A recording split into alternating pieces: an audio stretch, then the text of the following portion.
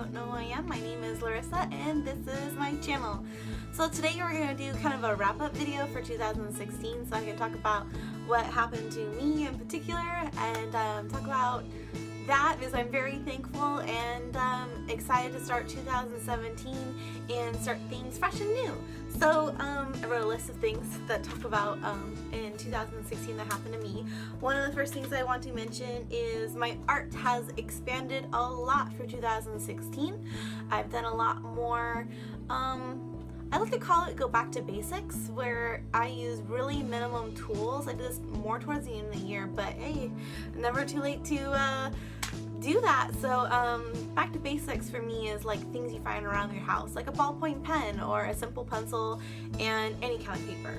So I really pushed myself to go back to basics, be really simple about a lot of artwork and not overthink it, because a lot of artists I know either are really established right now or doing really complex things to their artwork. It's a little overwhelming for me and has created a little bit of anxiety for me, maybe me thinking maybe I'm not doing enough or pushing myself hard enough, and that's not the case. Art's one of those things where everyone has their own path, their own levels, their own personal stamina and how quick or how slow they learn on things, and I was comparing myself way too much, so I decided to just make personal goals for myself and start off easy. Anyways, so yeah, I am really happy about my art progress, and yeah, so that's really cool.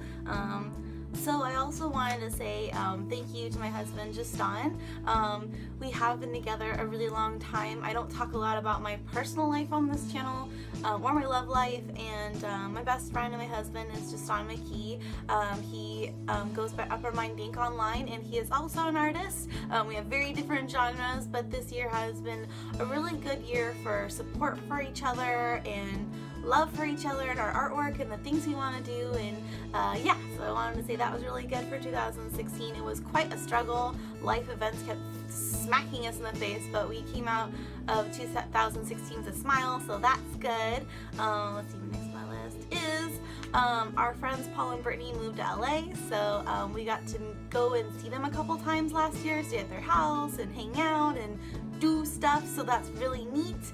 And then let's see, then well, that's kind of small, but whatever. So I discovered the cotton candy frappuccino at Starbucks, and I was really excited because it matched my pink pastel hair, and it was really yummy for the 6 months I knew about it. And then I found out, because for those of you who don't know what a cotton candy frappuccino is, it's on the secret menu or whatever, and it's pretty much a vanilla frappuccino with raspberry flavoring in it, and the flavoring was like a light, well, a hot pink, red pink color, and then when it got mixed into the white it made it into a pastel color. It was just really tasty, and then I guess Starbucks decided to make the flavoring no longer colored. It's now clear, so it doesn't look pink anymore. They mixed it together, so that was a big, so that sucked, but it was good what it did last.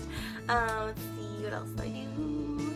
Oh, so I had a lot of really cool run-ins with YouTubers slash public figures I follow and really care about online who like the same things I do. One of them is Lovely Laura, who's a Lolita and a YouTuber, so I got to see her at HanadokiCon, and that was really neat. And let's see who else. Oh, Stephanie Yanas. I also got to meet her at HanadokiCon. She is kind of a fashionista, musician, artist. She does a little bit of everything, so yeah, I got to meet her too, and she also endorses my products, so she wears my items at shows and stuff, so that's really cool. And then let's see, I got to meet Leilani Joy. That was a complete random accident. So I was in downtown Disney during my birthday weekend, and we were just like to go check out the shops, my friends and I and my husband, and I was at the, what is it called? It's an art shop that's in downtown Disney that features local artists that do Disney inspired artwork, and yeah, I got to see her. She was doing a signing, and her artworks are featured in the gallery, and that was really cool. So I got to take a quick snap with her, and she was very pretty and nice in person, and she's also a YouTuber as well. And then I also got to meet, which is my favorite part of this year, of people I've met that I've never or stardom to me, but is Natasha Allegri, who is the creator of Bee and Puppy Cat, and Fiona and Cake, who is in the Adventure Time series. So yeah, I got to meet her at Comic-Con. I did have a funny story for that. You can see that video here of my Comic-Con video, and I got to meet her family, and that was complete by accident, but it was really, really cool. Natasha Allegri is definitely someone that I look up to, so that was really cool to meet her in person. She was very humble, very kind, and later that year I got to cosplay as Bee from Bee and Puppy Cat from the cookbook she just released at Comic-Con, and I wore that to NerdCon, and she loved my costume, so that was really cool. So she liked it on social media. Whoops! And yeah, what else happened to me?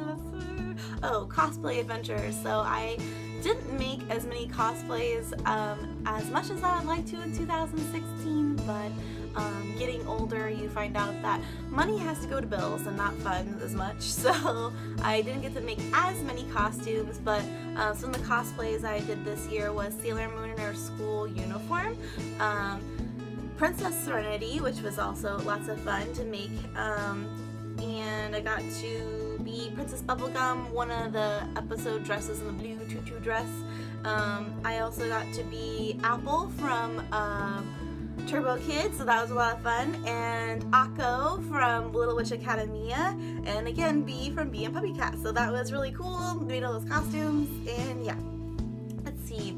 Oh, and the conventions I did get to go to this year was WonderCon, San Diego Comic-Con, HanadokiCon, lots of, well, it's not a convention, but to me it's an event I got to go to and actually do my art. In this case, it'd be selling my art at Fan Alley. I really enjoyed that. Eva likes having me there, and that's in Anaheim. They always have shows like every 2 weeks. It's usually a themed art show, and that was a lot of fun. And let's see. Oh, I also got to go to the steampunk convention, the Gaslight Gathering here in San Diego. I also got to go to the Ren Fair, so I got to go to Escondido Ren Fair this year for the fall fair, so that was a lot of fun. What else did I get to do? I got to see my friend Roxy a decent amount this year. It's always hard because she lives right by the Grapevine, and we're close, we're not that close, so it's kind of hard to go out of the way, and this year has been really rough for me for jobs and stuff like that, and keeping money up and traveling like that. Getting time off was really hard, but we did get to see a little bit of each other, so that was a lot of fun. Speaking of, we got to go to Universal Studios together, and there's a lot of cool things about Universal Studios this year, and on top of just going to the Hogsmeade and going on the rides and having butterbeer, so that was a lot of fun too. And let's see, my mom graduated this year. I'm very proud of her. She had my sister and I really young, and she never got a chance to go to college, and this year she graduated, and now she's in the grad program, so I'm glad she got to do that first achievement. Now she's going even further, which is more than I am doing, but I'm very proud of her. She's really motivated in school, and it's funny, she said that when she was my age going to school that it was totally not her thing, and now that she's older, it's like she found like a new life in education, and she really likes it, so that's really cool.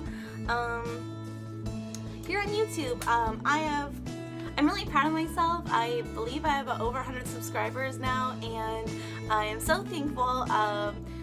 I am glad that you're watching me out there, and I appreciate your support and your likes and your thumbs up and just watching, and thank you. And I have more than a few Sailor Moon tutorials along with other ones happening right now, as well as vlogs and other stuff. And let's see. Oh, another cool thing to mention was I've almost done Doki Doki Crate for almost a full year with unboxing videos, which I know I'm late posting the December one, whoopsies, it's been a really long month for me. But I was also featured in the Doki Doki Crate little magazine booklet that comes with the boxes, and I was featured in the back, so that was pretty neat. And then my birthday was really, really fun. And we went to Universal Studios Hogsmeade, and just a handful of my friends went, but they all paid to go, and I was very thankful because everyone was having a great time. We were all dressed up. we were dressed up so good, I guess, that people thought we actually worked there, because they always asked us questions like, where do you go? Do you see our line right here? So that was cool. I'll put the video right here. Yeah, my birthday was a lot of fun, so that was pretty awesome. I also got 2 tattoos this year. I have my cat tattoo, which is my artwork of my cat Momo. I also have one on my leg of the longitude and latitude coordinates to my grandmother's house. She has passed away now, but she gets to be with me in my footsteps of life, so that's pretty awesome. And what else happened? Oh, my tattoo. My tattoo is done by Melvin. I'll put her social media right here, but she is a very talented color tattoo artist. She's very skilled, really kind person, and very, very, very, very talented. Very thankful I found her, and thank you for tattooing me, my cat Momo. Thank you so much. And see. Oh, I got to try something I've always wanted to try is Galaxy makeup this year with my friend Brittany. We went to a Lolita meetup and we did the Galaxy makeup on our faces. So she did her version, I did my version, and it was really cool. I like doing it. I wish you could like be socially accepted like that every day, but nope. But that was a lot of fun. Oh, Halloween this year. So on top of doing cosplay or costumes year round, Halloween is always like really exciting for me, as I don't know what to do. I'm like, what do I do? What do I do? I should just make a really long list and go through it. But I didn't know what to do this year. My husband was like, do you want to dress up this year with me? I'm like, oh my god, yes. I've been trying to get him to cosplay with me for so long.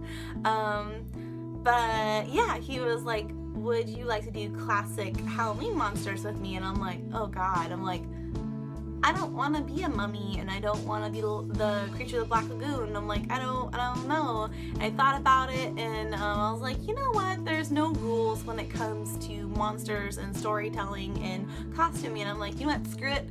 I am going to be a female vampire Dracula. So I decided to be Countess Dracula and make my own kind of Halloween Dracula persona for myself. And it's funny because I kind of created the look as if I was Dracula with pink hair in this day and age. So I kind of made like a short comic for that, like right here, you can see that. And yeah, that was a lot of fun. A lot of people liked it, and they kept saying you should make a short story about how me and my ghoulish friends,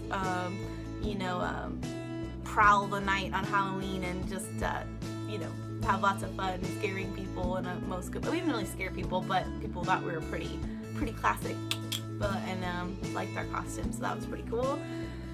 And yeah, to finish up 2016, I went with my mother-in-law and my husband to Oregon.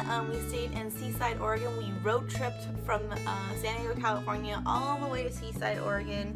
It was quite a long trip, and yes, that was pretty damn intense, because we were only gone for like a little over a week, but if not less. I think we were actually right out of a week. No, how did we rate out of the week mark? 7 days. So yeah, we didn't get to stay up there as long as we would like to, but it was beautiful. We collected shells on Christmas morning, and we actually drove, because it was less than 20 minutes away, to Astoria, Oregon, where the Goonies was filmed. Unfortunately, I guess the owner of the house does not like Goonie fans coming up and seeing the house anymore. There's actually a sign up the driveway that says if you are seen on the property and they don't know who you are, they're going to call the police. Some locals had said that last year in 2015, the reunion for the Goonies, that I guess some fans kind of scared her away, so she decided to wrap her house in blue tarp just so no one could look at it for a while. And I don't know, the locals are saying that the lady went a little crazy, but I don't actually know. So, but that sucks. I took a picture from far away, and that's fine. And there's a coffee shop on the end of the street where they have Goonies swag, and that coffee shop, everyone there was so sweet, and all the coffee and drinks were really tasty, really cute location, and I am gluten-free, so it's hard to eat sometimes out in public, especially when I really like bread, but they made their own gluten-free sourdough bread from scratch and made deli sandwiches, and that was pretty darn tasty, so we did that. And then we went to the Oregon Film Museum that is in Astoria, and it's actually the jail cell from the movies, The Goonies. After the movie, they decided to make it kind of like a, what's the word I'm looking for? Sanctuary for Goonie fans, and they have props and whatnot there. And the lady who was running it at the time, she was really awesome and a big Goonies fan herself, and she's like, yes, take lots of pictures, have lots of fun, and that was really awesome. And right next to the jail, where the Oregon Museum is with the Goonies, oh yeah, the Goonies jail, there's also the car outside where the robbers drive away in the, like, it's a Jeep, I believe, sitting right outside the jail, and they have a big Goonies sticker on the side, and really cool. The car just lives there forever, I guess. Anyway, so right next to it is a really beautiful building called the Flavel House, and that building was also seen in the Goonies, where the father waves to the kids driving by, and riding by on their bicycles, and he works there. And anyway, so the Flavel House is now a preserved home where you can see where Captain Flavel had built in that house from scratch. You get to know a little bit of history about him and how he was one of the main founders that made Astoria what it is today. And yeah, so anyways, he sounded like a really kind man with his family, and the home is absolutely stunning. Had such good energy in the house, and I guess my mother-in-law decided that we needed the full experience, so she paid for the tea and pudding experience there. So they saved a room, one of the dining rooms there, and it's a tea room. So you had like the Flavel tea that one of the local tea shops have designed to make that flavoring for. So they had the Flavel tea there, and then like a pudding cake. It was pretty tasty, and it was not gluten-free, but it was still tasty. And yeah, and then we headed home, and we weren't gonna do anything really big for New Year's Eve, but we ended up inviting our friends to our small little apartment and played games, acted silly, drew, and had lots of fun. So 2016, aside from all the good things I talked about, was rough for me and my husband, but hopefully 2017 will bring wonderful things to us, and we hope to have even more better years to come along. So thanks for watching, and have a magical day. Bye.